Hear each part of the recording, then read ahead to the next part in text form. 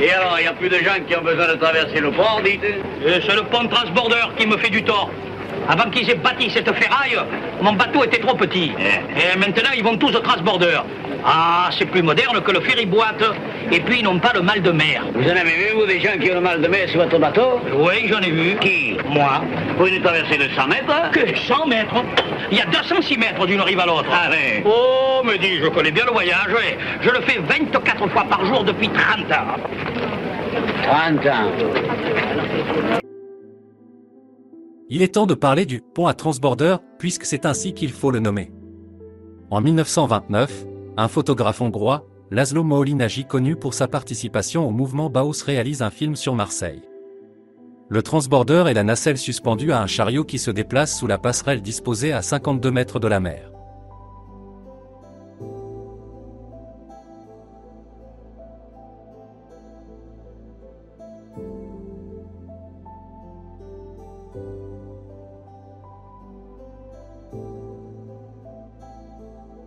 Arnaudin sollicita une concession et l'obtint en 1902 avec un décret d'utilité publique.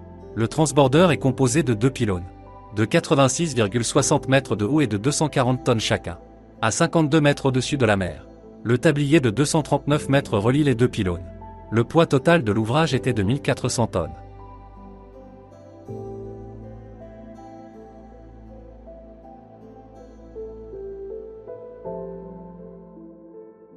Le quai de Rive-Neuve depuis la passerelle la plus haute à 74 mètres du niveau de la mer.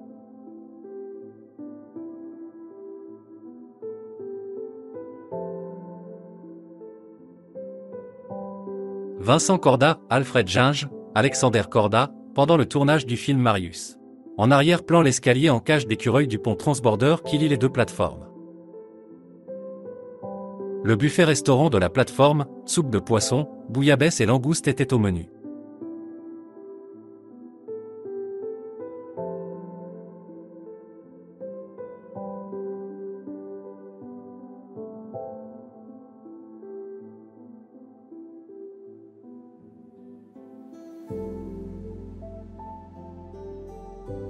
Document de la famille Ketcham qui visite l'Europe en 1939.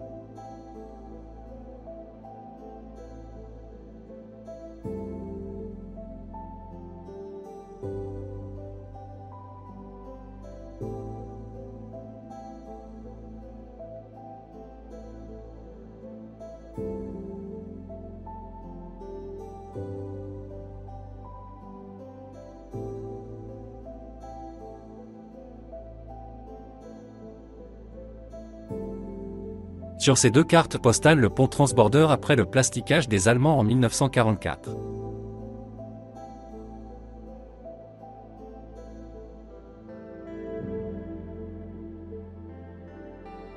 Mais revenons à notre sujet, le ferryboat. Au début en 1880, il s'agissait de bateaux-mouches. Le nom est d'ailleurs resté sur deux embarcations. Mouche pourquoi? Car fabriqué dans le quartier de la Mouche à Lyon, mais motorisé à vapeur à la Joliette à Marseille.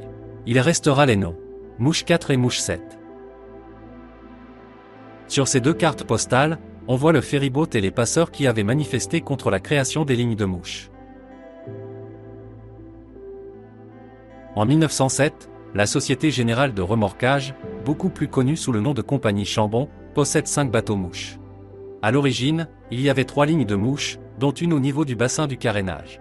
L'avènement du pont transborder a fait supprimer 2 lignes. En 1952, François Paoleschi, ancien marin, qui exploite la ligne avec des associés, commande le mythique César, un ferry plus moderne équipé d'un moteur Baudouin. La dernière ligne devient municipale, les subventions ne suffisant pas, la fille de François Paoleschi la laisse pour un franc symbolique. Gaston Defer parle de cadeaux empoisonnés.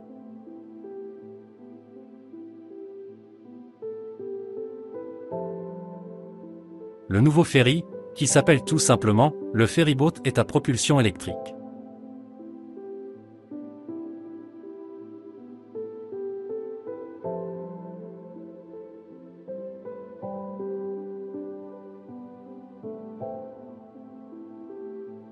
Les panneaux photovoltaïques se trouvent sur le toit.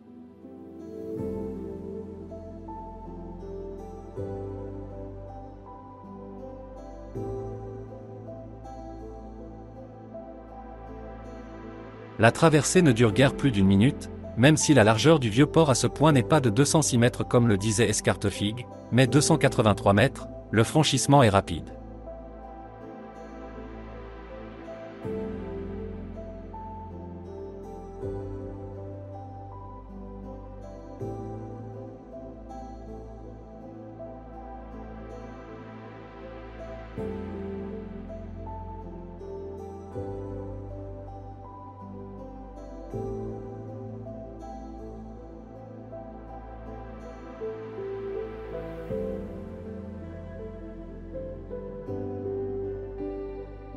Que reste-t-il de l'aventure du ferryboat, un film Marius dont on voit ici l'affiche de Dubout.